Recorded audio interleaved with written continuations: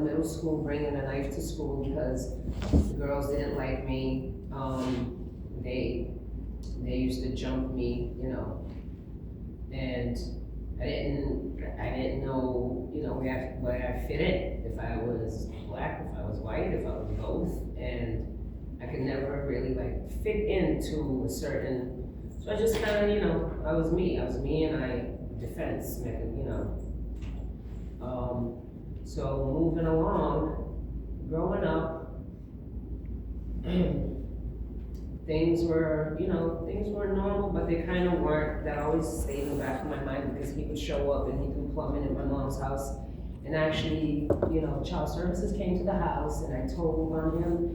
And my mom remembered that one day when I was 10, it was the first day that he arrived from Cape Verde Island, and he decided to come to my room with my sister. We had pretty canopy beds, and touch me.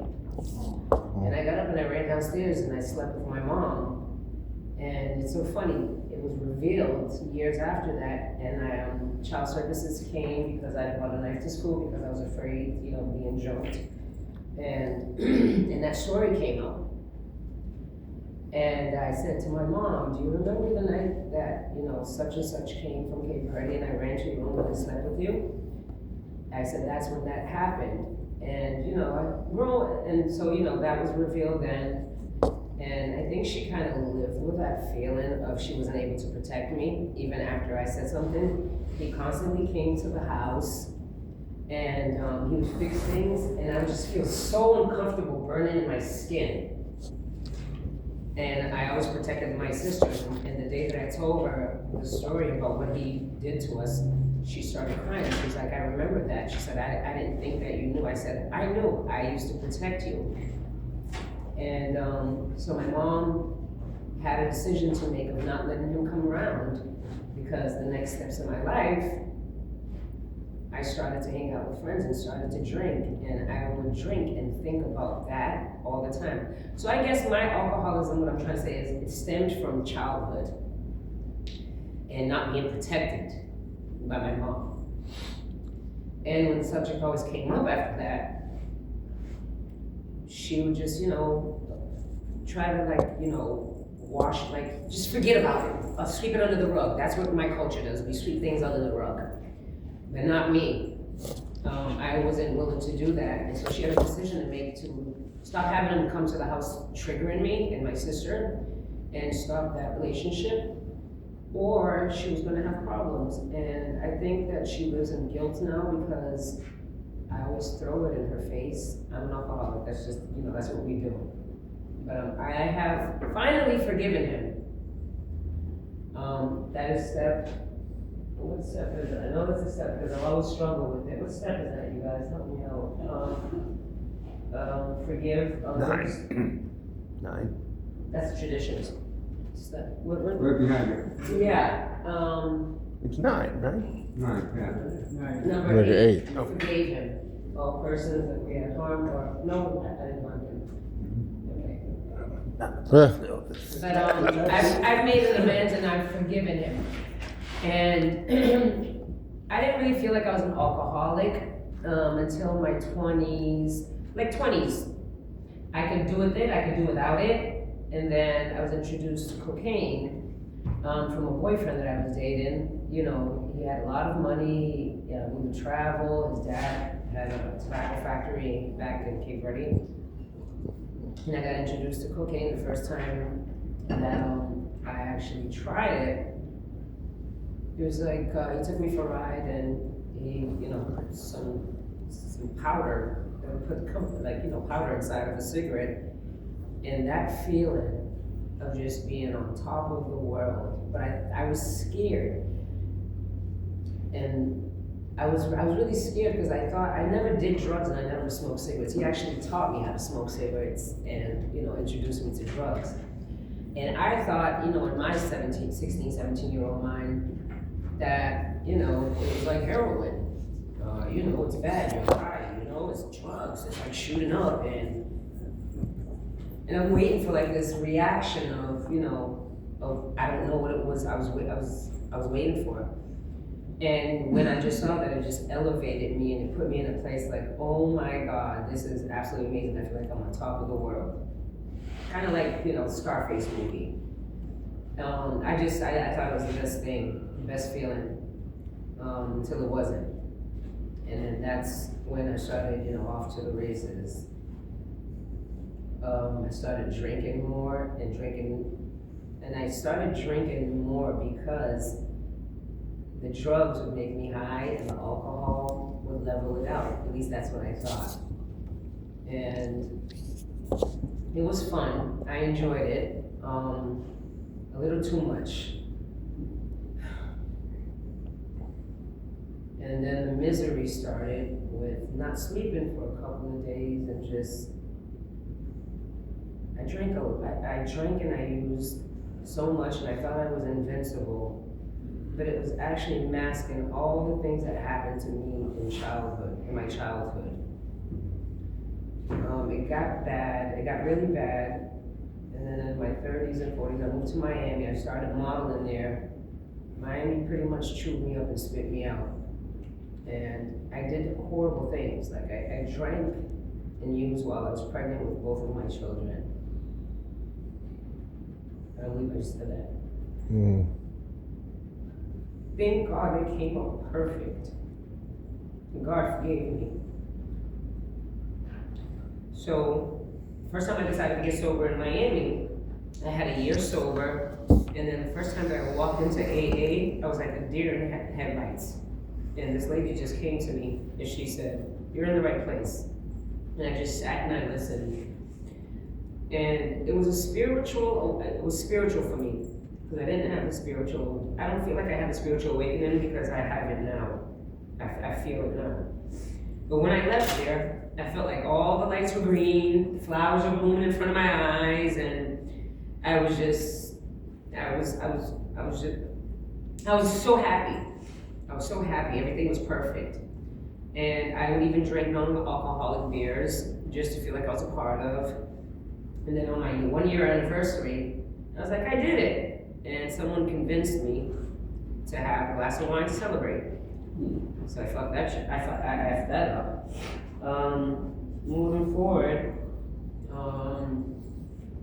6-7 months ago, I was really, really bad. I broke my foot, my tibia and my fibula, ice skating with my daughter, because I was absolutely high out of my mind and drunk. It was my first time ice skating, and they had to drag me off of the ice skating ring, the ambulance, and I was unconscious, but I could hear my daughter, "Mommy, don't die, Mommy, don't die." It got to the point where I was drinking in the morning from the beer from last night on my night table. I would look at myself in the mirror and see like a demon. Like at the point where I couldn't stare at myself in the mirror anymore. And I knew that I had gone too far. And I would drink, and literally I would be drinking and it would come out at the same time. It was like I was forcing myself to drink. I was miserable, I was so unhappy. I was so miserable, and I kept praying to God, get me out of this. That's how I knew I was ready.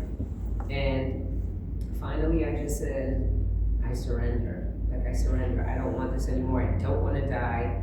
I was born anemic, so like my bloods were really, really bad. Hemoglobin was really, really, really bad. I was in the hospital. I had to get blood transfusion, iron transfusion, all from drinking. People would look at me and just, they see how like I didn't look good. I didn't look good and I didn't feel good. I felt like I was slowly dying. So in September, I just woke up one morning and I said, I can't do this anymore. And I told my friend, I had kept giving her signals like 2 months in advance. I just kept saying, I need to stop, I need help, I need to stop. And then finally I just woke up that September 22nd and I said, I don't want to do this anymore. I was like, can you help me find a center? I want to go somewhere to help myself. And I went to RCA and I was there for a month. And I didn't want to leave, but I had to. Life has to begin now. And ever since I left those four walls, the miraculous, beautiful things that have been happening to me and continuously happen is because I have faith, I believe I believe in God. And I know that I'm a better person. And it's time to start living. It's time to start living. And just, sky's the limits for me. And I know that because I feel it inside of me. I wake up, first thing that I do is talk to God. I meditate and I pray. I do things that I've always wanted to do. My disease was so bad that it was keeping me stuck. And I couldn't do those things. I couldn't be a mom. My daughter missed so many days of school last year. I don't know how she graduated to the 4th grade. Because of my hangovers, I would take her to school, and there was a plaza next door, and I always had my mug of coffee, and I would buy 5, espresso nips and then pour it in there, and that was my walk home. Like at the door of a liquor store every morning at 8 o'clock in the morning, that was my priority. Like I had to have that to get through the day. That was enough for me. That was enough for me to say, you're gonna die. So change this. Today, things are happening for me. Miracles are happening for me every single minute. I talk to my Father God throughout the day.